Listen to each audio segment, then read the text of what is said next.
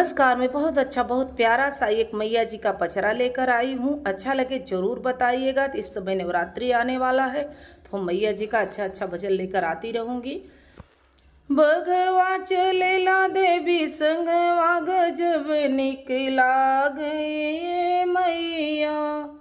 बघवा चलेला देवी संगवा गजब निकला गए मैया। बघवा चलेला देवी संगवा गजब निकला गए हे मैया। शेरवा सवार मैया मालिन घरा गईली। शेरवा सवार मैया मालिन घरा गईली। मालिनी से पहिर गजलवा गजब निकला गए मैया। मालिनी से पहिर गजलवा गजब निकला गए ए मैया। बघवा चलेला देवी संगवा गजब निकला गए ए मैया। बघवा चलेला देवी संगवा गजब निकला गए ए मैया। शेरवा सवार मैया मरा घरा गईली। शेरवा सवार मैया मरा घरा गईली। महारिन से घोट गेड़ुलेवा गजब निकला गए मैया। महारिन से घोट गेड़ुलेवा गजब निकला गए मैया। बघवा चलेला देवी संगवा गजब निकला गए ए मैया।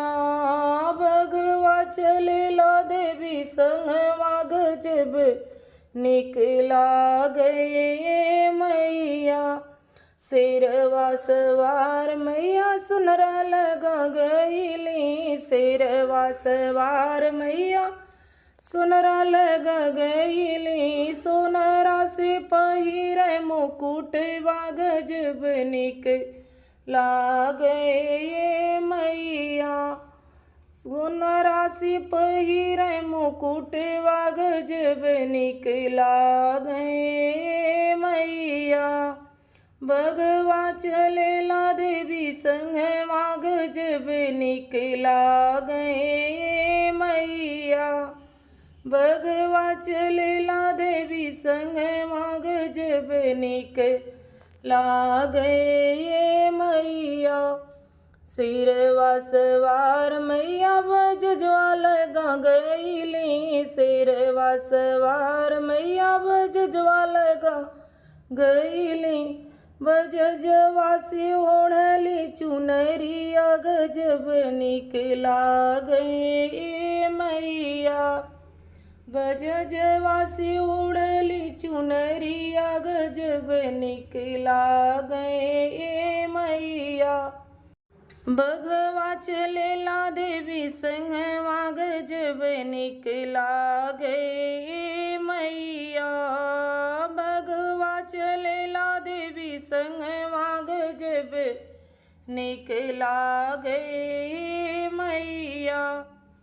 शेरवा सवार मैया सेवका लगा गईली। शेरवा सवार मैया सेवका लगे गईली। सेवका जी करई पूजनिया गजब निकला गए ए मैया।